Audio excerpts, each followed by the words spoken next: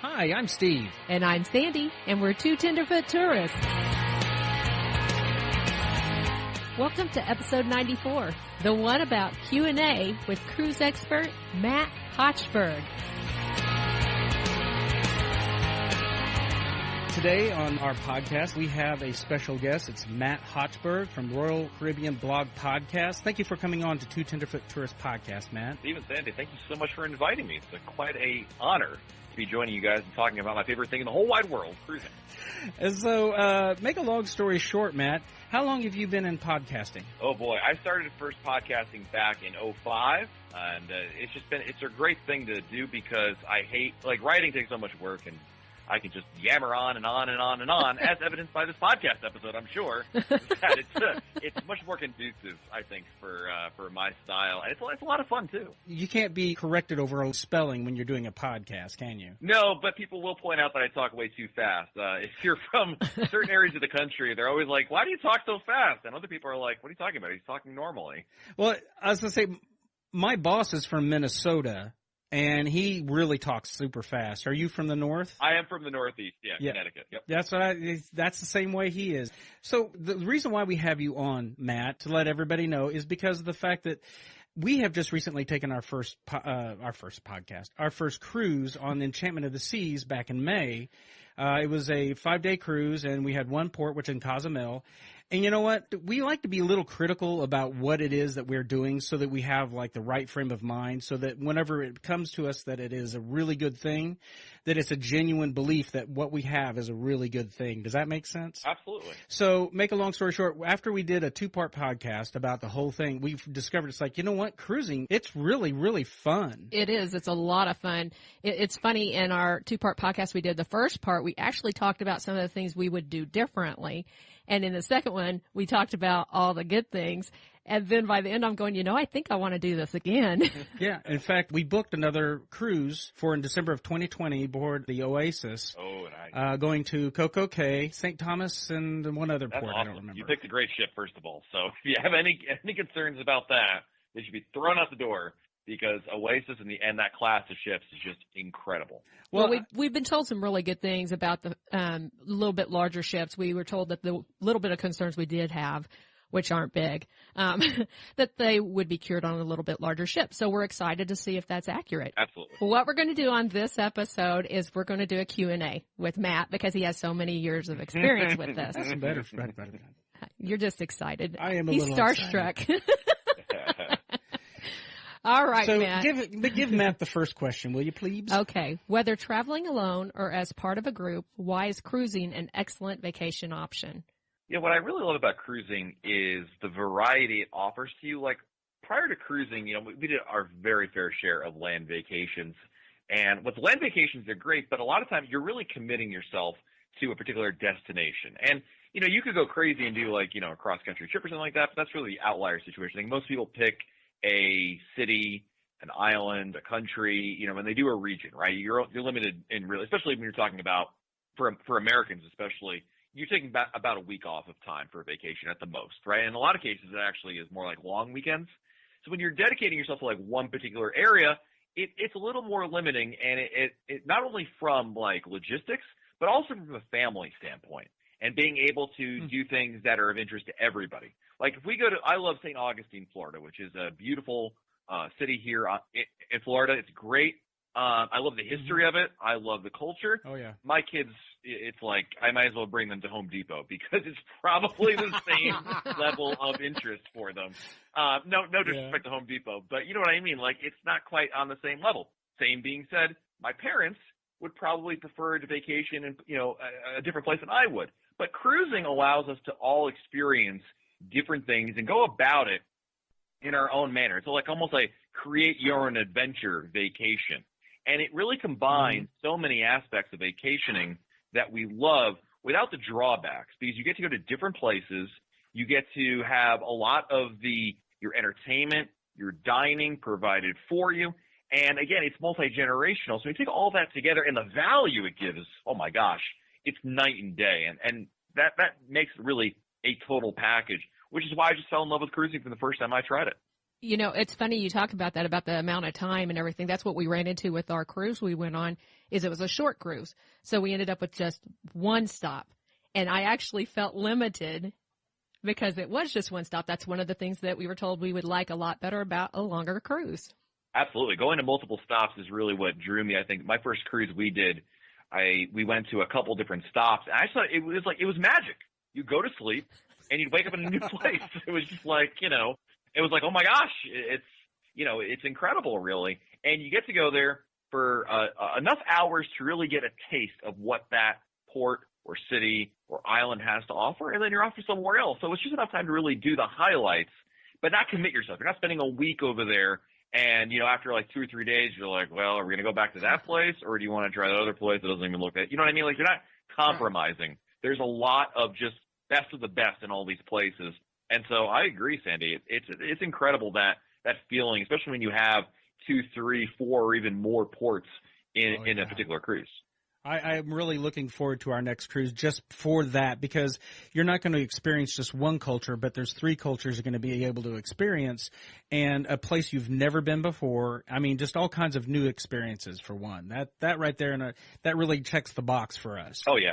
Also, not only is it to provide the variety we all really desire in a vacation, a really good vacation, would you agree that if a person's on a tight budget, they can actually budget themselves into a cruise? There is some affordability factor that goes into it. You can actually budget. Absolutely. The value of cruising is at the heart of the appeal of it. We can sit here and argue the virtues of cruising versus a land vacation up and down. But when it comes to value and affordability, when you factor in the fact that on a cruise ship, you have your food included and you have your entertainment included, it's going to blow any other land vacation out of the water, because you have all that built into it. It's you can make arguments about food and things like that, but when you have evening shows, live music, programming for the kids, all built in there, childcare, right? It's incredible how much is included in your cruise fare, and that's really, I believe, at why we started cruising. Because when you look at the whole vacation experience, how much is included with it, and how you can add on to it, it's very modular in the sense that you can opt for certain experiences or amenities to add on to it. And what you said earlier, Steve, which is the ability to break up total cost of that vacation and pre-purchase it and, make little payments here and there. It all goes towards exactly what you're talking about, which is making a very affordable, no monster bills. Like, you're not getting the vacation where you're like, oy vey, how are we going to pay this off when this bill come due in about 30 days from now? Exactly. So, it's funny you mentioned like the experiences that you can find yourself on board and already prepay them and everything like that. For instance, I want to do scuba diving lessons on the Oasis when it's coming up in 2020. I've been wanting to do that for years. And I'm looking at a chance of actually doing it, and deep sea diving when I get to like Coco Cay or one of the other ports. I'm not sure where. I haven't figured that one out yet, but I'm really looking forward to that. Yeah, cruising also, to your point, provides an outlet, a gateway really towards some of these experiences that you may have done for the first time. Like, shore excursions are a great example of that, giving particular something you've never done before, like scuba diving, a shot. Perhaps it's also culinary wise. I have tried more foods on cruise ships purely because it was quote unquote free, it's included, right? That escargot, great example. I would never ever order escargot in the real world, because why would you want to order baked snails? But I was on a cruise ship, and it was included. I was like, YOLO, why not? Literally, YOLO. I only live once. YOLO. I totally get it. You can ask Steve. I have a very unflattering picture our friend took of me eating escargot, and it's not because it was gross. Yeah. It was wonderful. But I tried it on the ship, too. It was incredible. And by the way, escargot, if you're worried about it, it is like 3% snails and 97% butter and salt. Oh, yeah. So if you eat it with bread, there is no way you're actually tasting what you're actually eating. So that's the secret, really. Yeah, I hear you. So what's the next question we have for Matt? We're going to go down now to nothing is perfect, right? What new changes would you like to see in the cruising industry? And what, if anything, would you like back that no longer is available? Like something you felt was beneficial or simply improve the cruising experience. Wow, those are really good questions. I mean, something I'd love to see the industry do more of is be a little more transparent, more inclusive in some of the regards. Like right now, if you go on a cruise, there are some pricing cruising is still very much based in some of the old styles of it. Classic example are gratuities. If you go on a cruise today, this is true of Royal Caribbean or any major cruise line, gratuities are not part of your cruise fare, but you are obliged to pay them. And it's kind of like, well, you make the argument, if we're obliged to pay them, let's just include them as part of the cruise fare. And I would argue that I just don't see the rationale for not including it because the crew members work so hard on board your cruise. They deserve the money. Let's just make it part of the cruise fare. Let's take it out of the equation. One less thing to worry about. I feel like that's just a simple it's win-win across the board. For guests, there's no thinking about it. There's no like, what are you talking about? There's gratuity. No, all those discussions that never have an end to them. Let's just make that simpler. So that would definitely be and it'd make the line shorter at the end of the cruise when someone's standing at the desk. Absolutely. And they have to argue their bill, wouldn't it? Absolutely. So let's just make that more transparency and just make that clearer as part of your cruise fare. In terms of things that would love to have back that's no longer available, I mean, there are a lot of things that the one that always comes up is the midnight buffet. It's that idea. This is something from back in the day, way back before my day, in fact, when cruising was, when there was only literally one restaurant on the ship, the main dining room, and after about 8 or 9 o'clock, that's closed down, and people who stay up later would want something to eat. But in today's day and age, there's so many restaurants and options, dining available, even late night, that it's kind of not as much of an issue anymore. But it was a cool idea. I mean, basically you go up to the pool deck, and they just have this huge buffet there, and hey, you're on a cruise. YOLO, let's have another round of ribs and turkey. Why not? That actually was one of our issues with the cruise we went on. It was small enough that there were only a couple of restaurants, and they were opened a very limited amount of time. So we had time during the day that there was no restaurant open, other than the tiny one, the little cafe, which is teeny on deck tiny. 9. Right. It's more like a kiosk almost. Yeah. I mean, it's so tiny. But the buffet closed for a while during the day and overnight. And then so did, I forgot the name of the dining room already. But anyway, My Fair Lady? Yes. Main dining? Yeah. Mm-hmm. Yeah, the thing is what we found ourselves looking at was, it's like, well, I want to eat, and I want to eat there, but the problem is it interferes with our show that we wanted to watch at the same time. Right. And I agree. It would be nice if they had a place where you could 24/7, you can just go whenever you need to and get whatever you need to eat. And don't overlook, room service is available. I know there's a charge for that, $7.95, but it's per order. So you guys can go crazy. I mean, order as much as you want. And it's actually one of the nice things. Royal Caribbean switched over to a fee about a year or two ago now. And obviously not people, look, anytime anything goes from being complimentary to not complimentary, it's never going to be well received. But no. I will be the first to point out that I feel like the quality of the food has gotten significantly better. They redid the entire menu for room service. And look, if you got the munchies and pizza or a veggie sandwich or something like that's not going to cut it, don't overlook that option. It's a great choice, and you can have it on your balcony, which is even better. Ooh, that sounds nice. Got to have a balcony first, Steve. Yeah, it sounds nice though, doesn't it? Yeah, it may happen. We're looking at possibly a balcony over Central Park, perhaps. Those are great. It's still the balcony experience without the balcony price. Yeah, exactly. So let me see. I've actually got an additional question that we talked about, and it made me think of it because we're talking about different types of rooms now here. Okay. We have been encouraged that a cheaper way to go is to have an inside room with no windows. And I wonder if you know much about that or know many people that have claustrophobic issues, whether they have trouble with that. That's a great question. Actually, the answer to your question is there's nothing wrong with either one. You can make an argument both ways. The friends that recommended the inside room are absolutely right. You're going to save a ton of money, and you can easily make the question. Here's what I would say: is that how much time are you really going to spend in your room on a cruise? I mean, you sleep there, you shower, you change, but most of the time you're out and about. It's very rare to actually spend a lot of time in your room, and so it's very easy to justify saying, why should I spend more money for a balcony? Especially if you can take, If we're talking about a couple $100, hey, that's an excursion, that's a drink package, that's a variety of other things that can enhance your vacation. And so why spend it on a venue that you're not going to spend all that much time in, just hanging out? It's a fair argument. I've gone both ways. I mean, I would also argue that the counter to that is, well, if you have a balcony, you'll be more compelled to spend more time there. But you know what? I don't think you're making a mistake by any means, and your dollar definitely goes a whole lot further. I'm going to take it one step further beyond that, and that is on some Royal Caribbean ships, they actually have something called a virtual balcony. So it's the interior room, no 4 walls, no natural light, but one of the walls is a high-definition television screen that provides real-time HD views from outside. So it's kind of like it's not really a replacement for a balcony. Think of it more as an upgrade for an interior room. But again, the pricing is the same as interior. So to me, that's a little bit of a balance there, if you will. But to be able to save the money, I would say ultimately it really depends on the price difference, right? If you're talking about like $100 difference, I'd probably go for the balcony. But if we're talking about a couple $100 or even more, yeah, you're not wrong one bit for going inside. In terms of the your concerns about it being, of course, constrictive or feeling, claustrophobic, most Royal Caribbean ships, that's not the issue at all. There's certainly more for 2 people, more than enough space. Everything's relative.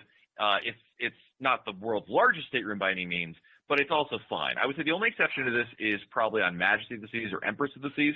Those ships are just they're in a separate category because they are so much older, and the only reason they were in the fleet was to serve Cuba. But obviously that's not an issue. That's a whole different topic. But anyway, if you're looking at Oasis of the Seas for your next cruise, there's no problems at all with that inside room. It really, like you said, it's all about the money being saved. Okay. So I know that the Oasis is going through refurbishment here between October and November this year. Do you know if they're going to be installing some of those virtual windows or balconies in their rooms by any chance? And I know they don't have any. At least that's what I read. That's correct. If they are, they certainly haven't announced it. Although a lot of times these things don't really make the list of changes. We also don't have a complete deck plan yet, at least if they're recording this podcast, that it's there. But again, a regular interior room, perfectly fine. It's the money saved, and I've stayed in interior rooms as well, especially when the budget's a little tighter and you want to make a cruise work, but you're not willing to break the bank for it, or you'd rather spend your money elsewhere, especially on excursions or that are kind of compelling. I don't think you're making a mistake one bit. It's a different experience. And you know what the best part of an inside stateroom is that it's pitch black at night. Well, actually, all day it's pitch black. But that's great for sleeping, man. There's no light noise. You're not woken up by anything. I mean, you have no idea if it's 3 p.m. or 3 a.m. So make sure you bring your alarm clock, but it's great for sleeping in. Okay, great. We had another question for you. I started saying, next question. In your opinion, what are the must-see ports of I'll try that again. Okay. In your opinion, what are the must-see ports for any cruiser? And is there a destination in which you would like to have a port, but there currently isn't one available? There's so many great ports around the world, and that's what's so great about Royal Caribbean, because not only, mostly I cruise in the Caribbean, but you've got Alaska, you've got Europe, you've got Australia, you've got Asia. I mean, there's no shortage of places to go. And in terms of the Caribbean, my favorite place is San Juan, Puerto Rico. I would have told you before, a couple of weeks ago, Havana, Cuba. It's amazing. But, Cozumel, Mexico, San Juan, Puerto Rico, St. Martin. One of my favorite places is St. John's, which is a small island off of St. Thomas. There's so many of these. I mean, each island is beautiful in its own respect, and they all offer a certain je ne sais quoi when it comes to their appeal, their beauty, their what makes them different, right? And so, but those are really nice. But my favorite place that I've actually been to, without a shadow of a doubt, Alaska. We did Alaska last year, and it sounded a lot like you were talking about with your first cruise. Because going to Alaska is very different than the Caribbean. And we came back, and I started thinking about things I would do differently, and then inevitably I did exactly what you did and said, you know what? I want to go back. And lo and behold, we're going back next year because it was everything. It was as compelling as everyone said. Like, a lot of times you hear people say, like, oh, this place is really nice. You're like, yeah, okay, okay, sure it is. And then, but it lived up to the hype, and then times 10. It was incredible to see. So for me, a must-see port personally is Alaska, but I would love to make it down to Europe or Australia, or I know those places would be amazing to be able to see. Yeah. We are kindred spirits, evidently, Matt. No. And also, I guess if we're kindred spirits, Sandy, then you and I both share a aversion to sweating a lot, and Alaska's great for that because you're not sweating a lot in Alaska. That's true. That's true. Steve kind of gets kind of whiny if he gets cold, though. Okay, but I've changed my tune, have I not? You're doing better. I'm proud of you. I was like, you know what? That is gorgeous up there. I've seen enough photos. I'm like, okay, I submit. I really would love to go and see Alaska. I really would. As long as I don't get snowed in. No, it's summertime. I know Alaska, you have this vision of like Eskimos and I don't penguins. Yeah, penguins, exactly. But the reality is that it's a very, very fun and relaxing type of place, and it's a lot warmer than you think, believe it or not. Okay, great. Now it just puts it higher on my bucket list. You know that, right? Yeah, it does. I want to take you on. One of these days, I'll take you on an Alaskan cruise. All right. I promise. It'll happen. So do you have anywhere that you wish there was a port? Well, I guess I can give you the easy answer. Say, well, Cuba does have a port, but I wish they would bring it back. That was a great one. In terms of place, I'm trying to think of some place that I would say, how about a self-serving one? A cruise port very close to where my parents live in Connecticut. I would look for that. That way it'd be very convenient for me to see them and still be able to go on a cruise. That way I can kill two birds with one stone. That's a good one, actually. That is pretty good. Good reasoning behind that one. My mom and dad. Very self-serving. It's very self-serving. Yeah, we can't do that to help ourselves out. We're from Missouri. There's nothing close. Matt, if you lived in Missouri long enough, you'll end up calling it misery. So what does the future of cruising have for everyone? You asked that question. Try that again. You asked that question, Sandy. You're the question asker. What's new in the future of cruising? It's definitely enhancing the guest experience. Cruising is, at the end of the day, you're cruising on a cruise ship, right? That hasn't really changed a lot in decades. The difference is really enhancing that experience. That's coming with technologies at the heart of it. Both Royal Caribbean and a lot of other cruise lines are looking at ways not to make technology like, hey, we've got this fancy dancy thing that dances and spins and makes life like, it's not technology for the sake of technology. It's about just simplifying things and allowing the guests to enjoy the experience and be able to have a better, easier time about it, especially so that it seems less like you're doing a research paper, in terms of the research you have to do, and just making it super simple without realizing that technology is really at the heart of it. That is by far the future of it.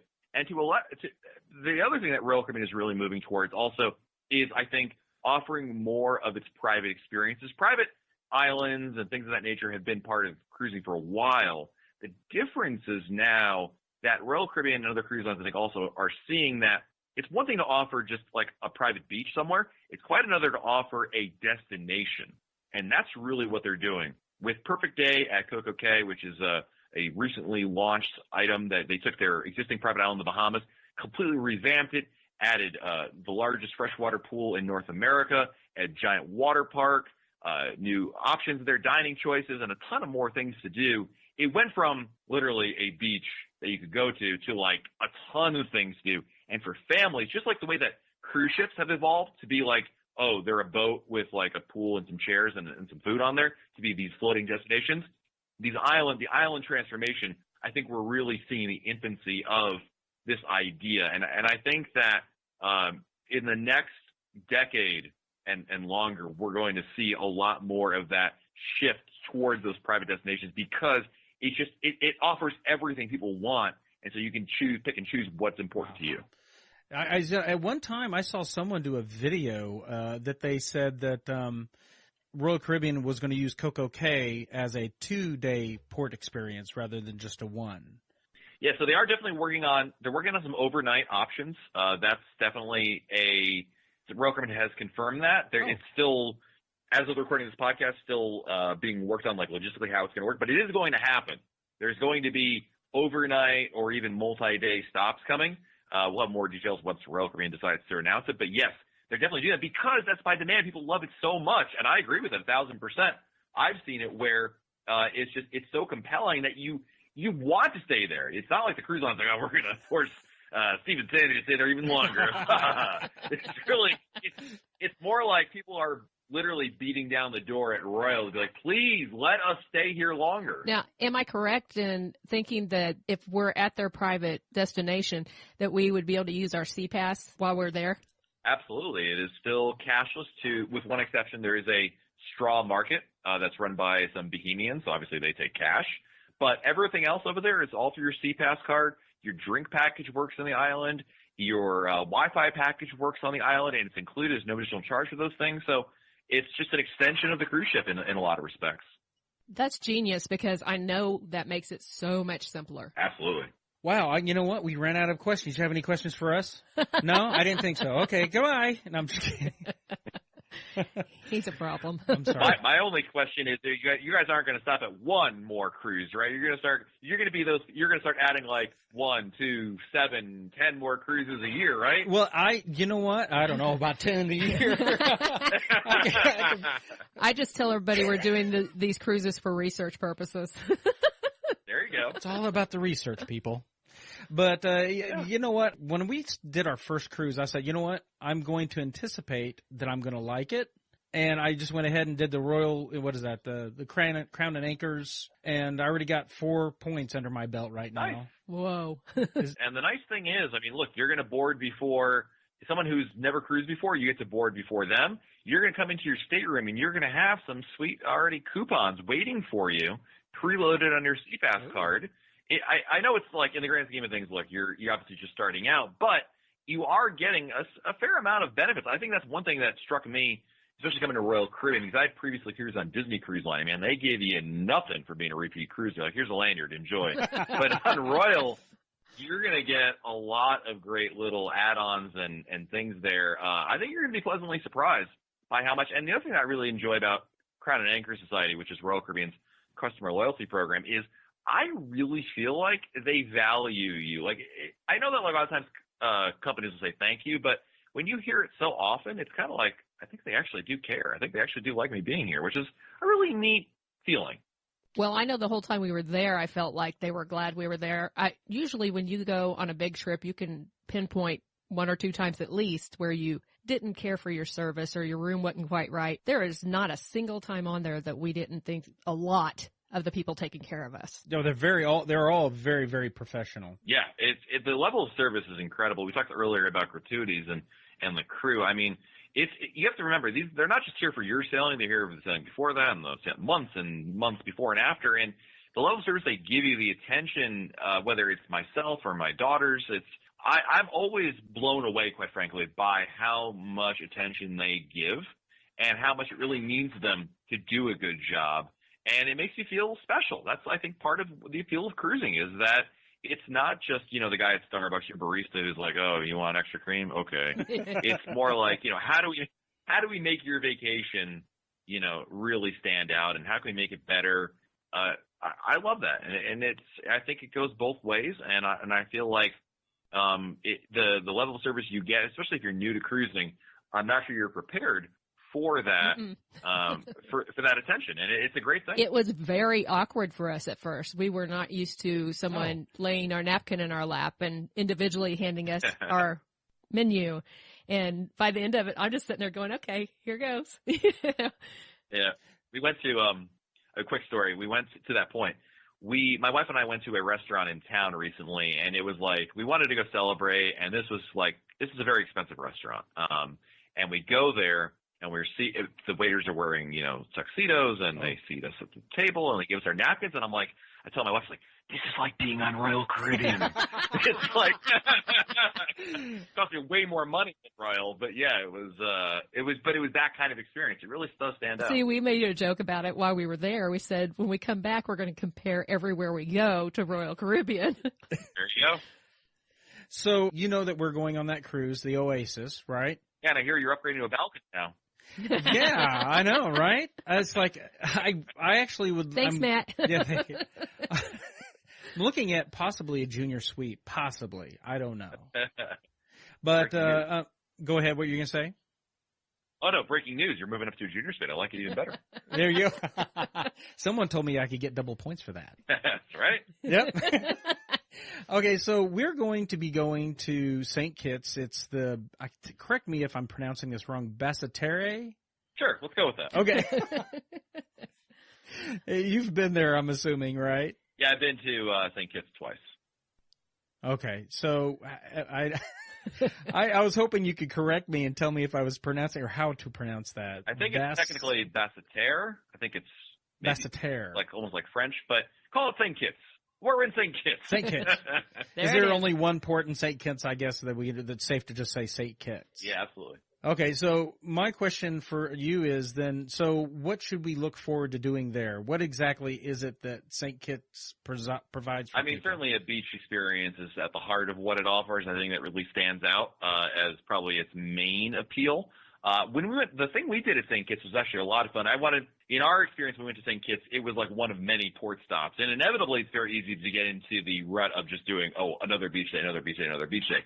So to break up the monotony of beaches. Oh, life is tough. I'm at the beach again. Yeah. Oh, that's just terrible, Matt. That's woe is me, another beach day. We opted to do something different. And you can actually book this through Royal Caribbean. There is a train tour of St. Kitts. Actually, St. Kitts still has, as I understand it, it's the only island in the Caribbean with a standard gauge railroad. They used it to move sugarcane from the fields back into the city or someplace where it would be distributed. But obviously the sugar industry has kind of collapsed over there. But the railroad is still there, and you could take a tour of the St. Kitts countryside via train. There's a covered train. It's double deck. One's air conditioned, one's open air, so whichever is of your interest to you. And it's really interesting. I thought it was really cool. It's just long enough to see a lot of the countryside and kind of really see the real St. Kitts and, kind of get a taste of it. But again, not committing to 7 hours, some crazy amount of time on there. I thought it was fun and it was different. It wasn't just another day at the beach.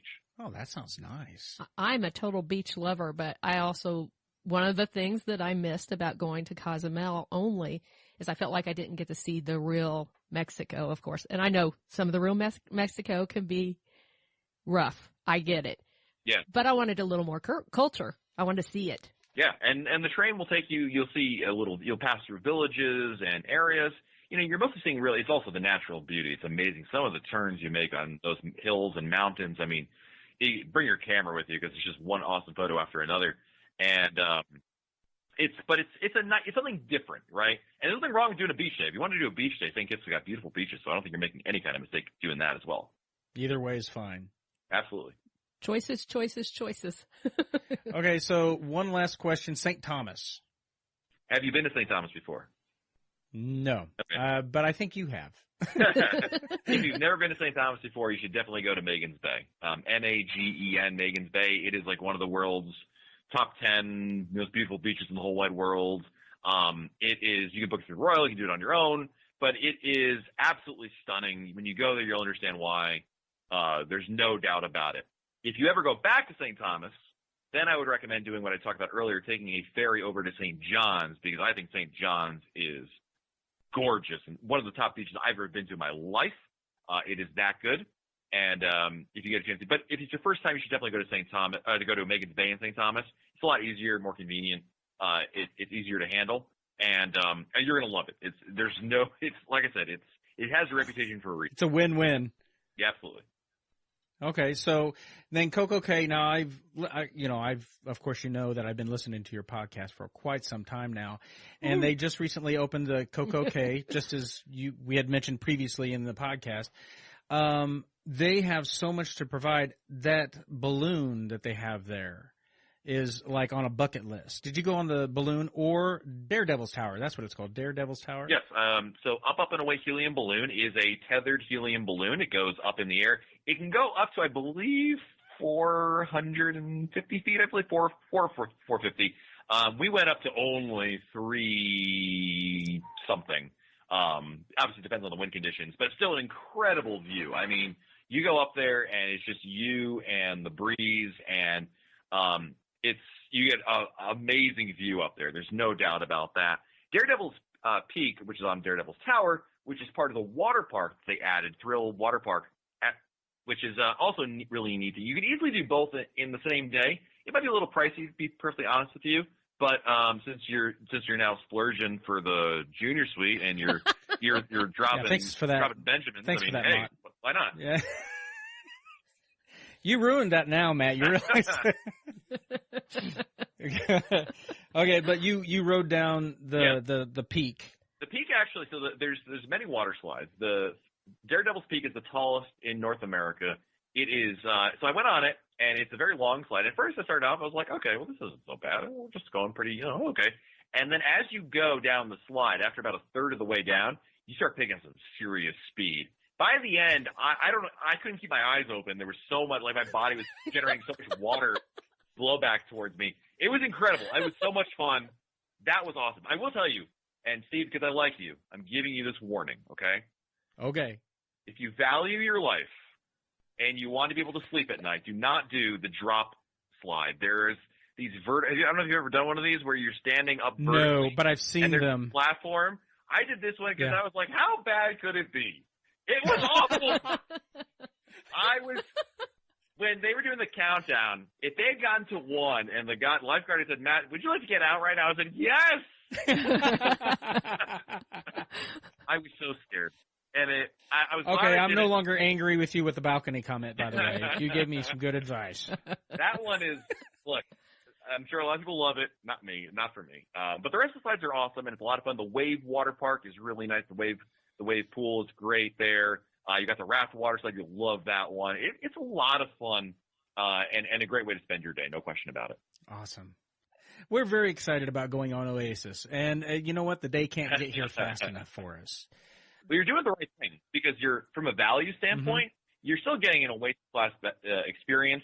The difference between Symphony and Oasis, especially with Oasis getting a refurbishment later this summer, I mean, you're going to save so much money. It's kind of like someone drove a new car off the lot and then returned it, and you're paying that price for a lot less. You're getting all that money off of it. You're not paying the super premium that Symphony enjoys, so you're getting a great value by picking Oasis. There's absolutely nothing wrong with that. I agree. And I think you're doing a great job. That way, now you can totally afford, without a question, that junior suite, helium balloon, the water park, and why not get the drink package while you're at it? I'm totally taking that drink. No, I'm not. I'm not taking the drink package. But it's like, okay, wow, gosh. Thank you so much for coming on, Matt. Oh, my pleasure. We really appreciate it. I really appreciate you guys inviting me. It's very kind of you to offer, and I'm always up for talking cruising. So does that mean I can put you down in another 3 weeks? Right. I'm just playing with you, Matt. I'm just playing.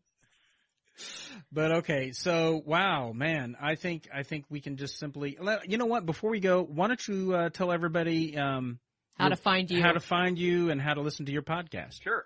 So I run RoyalCaribbeanBlog.com, and if you go to RoyalCaribbeanBlog.com, we have our podcast every Wednesday. I post links over there, in addition to all the other content we generate, whether it's on YouTube or on the blog itself, and everywhere else in between.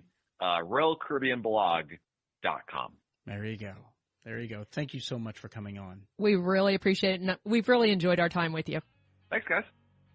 Okay, Sandy, that was a fun episode, was it not? That was the best episode. You really honestly believe that this is the best episode that we've ever had? That was so much fun. I think that's, probably one of my favorites, absolutely. Yeah, mine too. Matt's such a nice guy. He is. I think he's our friend. I think we've known him for years. I have to apologize, Matt. If you're listening to this now, it makes it sound like I'm shocked that you were a nice guy. Everybody tells me you are, but it was a real pleasure talking to you. Yeah, it just felt like somebody that we had known forever. Yeah. It was great. You're great, Matt. Yeah, you're awesome. Okay, so thanks, everyone, for listening to episode number 94, the one about Q&A with cruise expert Matt Hochberg. Two Tenderfoot Tourists is a weekly family-friendly podcast. If you like what you hear, be sure to subscribe to Podbean, Apple Podcasts, Google Play, Stitcher, TuneIn, and Spotify, just to name a few. To get in touch with us and chat about this podcast or even your travel experiences, simply email us at tenderfoottourist@gmail.com or follow us on Facebook and Instagram. Keep those suggestions coming, and maybe you'll give us our best episode of 2019. I'm Steve. And I'm Sandy. Until next time. Stay tender.